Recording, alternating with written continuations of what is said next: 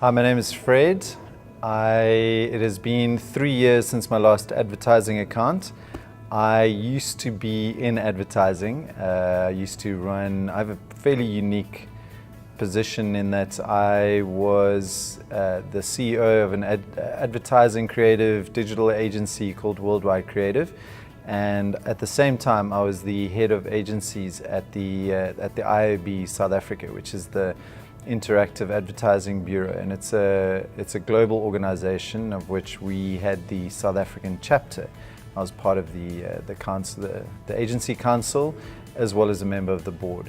So I've been asked to give my opinion, which is exactly what it is, on the state of the nation, I guess, from my unique perspective, on advertising agencies and creative agencies in general. And I think I have a fairly mixed view of it. I think I was quite lucky in that I worked in advertising. I worked in a digital agency when there was a lot of activity and certainly a lot of growth, particularly if you were a digital focused agency. And I recall quite a pivotal moment right at the sort of peak of our success when we were really kind of hitting our straps at Worldwide Creative in 2013. I took a trip to New York on behalf of the IAB, representing the IAB, and I met with a lot of my peers from all over the world in New York. We had a 2-day conference, and I spoke to a number of other agency heads as well as chapter directors of the IAB. And the conversations were all the same. They were all at that point talking about the death of the agency. Everyone was asking the same question: why are things suddenly getting so hard? And it was quite remarkable how everyone sort of came to the same conclusion, that there was a shift happening. There was a fork in the road, so to speak. And that was mainly due to the fact that I guess we were no longer the smartest people in the room. If you look at the way agencies were from, this whole kind of heady days of the early 2000s, when clients needed digital specialists to come in and decipher what the hell was going on, search, PPC, and banner display advertising, and all the various tools that suddenly were becoming available to them to introduce real targeted scale and accountability to advertising. They needed people to become interpreters, and they needed people like us to sit on the other side of the table and really kind of explain in simple terms. And I guess what happened was the rise of these digital agencies such as ours, was pretty rapid, and we had a lot of fun. I mean, it was a very heady time I think there were about 10 or so agencies in South Africa that were really kind of rocketing ahead, and we got to the point, I think, where we were doing the work, we were educating clients, and we were building our teams. And suddenly, around about that 2013 mark, we started to see a shift, and it was quite a marked shift, whereby our clients, who we used to be a lot smarter than in terms of these particular topics, started rapidly upskilling themselves, and they realized that there was not a huge amount of smoke and mirrors about the things that we were doing, these digital tactics. If you lifted up the bonnet of what we were doing, it was fairly systematic, and we could get fairly young people, teach them and get them going and paying.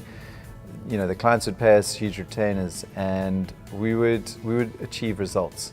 Clients realized they could achieve much better results if they did it themselves. And we could not compete with that. We couldn't compete with somebody who was wearing the shirt of the client, wearing the brand, on their sleeve, and really saying, well, we're going to look at the micro incremental shifts in the results of the campaigns that we're running, and we're going to do a much better job. And so it became very hard for us to compete with our own clients. And so clients started setting up their own capabilities in-house. And they started realizing that across the board, because I think the biggest misnomer was that digital was a kind of fifth channel. A lot of people believed that digital had to be a separate channel. Like in the previous days, we used to look at outdoor, print, radio, TV as the four horsemen of the apocalypse for agencies. You would come up with an idea and you would essentially buy the space and you would sit back and have parties on Fridays, because it was a really easy business once you had the original thing nailed to place the work and rent the space on all these, on the inventory that was provided to you by TV, radio, outdoor and print. And now this fifth channel was a little bit more challenging, because it's not channel number 5, it's channel number 500. Because you've literally got hundreds of channels within digital that you can subdivide into and look at these little niche areas. And that's where the fork in the road happened. What happened, and what needed to happen, quite frankly, was that you would see this range of agencies from small little breakaway agencies that were offering digital creative work to these massive big conglomerates. And there was a lot of space in between, whereby you could make money and you could provide a good service. But now the shift was literally a thing of, you could either become, as an agency, and certainly a mid-sized agency like ours, become swallowed up into a big agency, or you can become super niche. That was our choice, and that effectively is where we sat.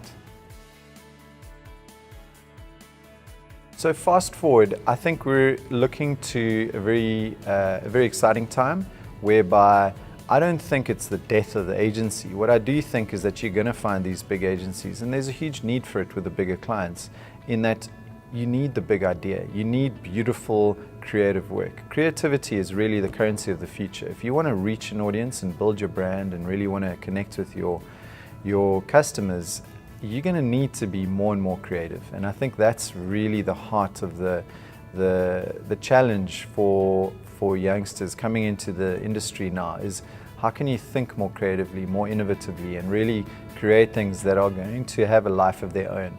Because that's the thing, you've got to be able to look at an idea that's shareable, that's remarkable, that you can remark upon. And that's the definition of remarkable work. So that's me, that's my opinion. I hope you agree, I hope you disagree. If you do either, please email me, fred@heavychef.com. I'd love to hear your feedback.